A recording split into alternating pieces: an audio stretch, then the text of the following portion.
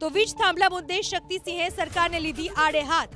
શક્તિસિંહના મતે ખેડૂતોના પ્રશ્ને રાજ્ય સરકારની બેવડી નીતિ, ઉદ્યોગપતિને નુકસાન ન થાય તેવી સરકારની નીતિ।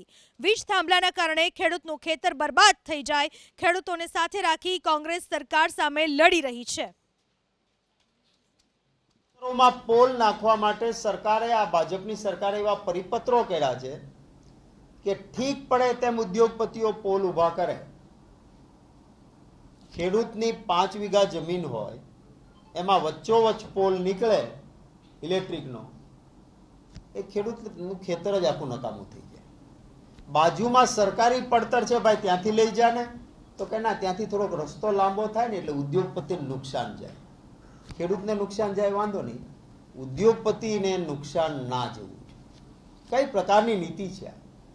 એના સામે ખેડૂતોની સાથે રહીને કોંગ્રેસ પાર્ટી લડી રહી છે।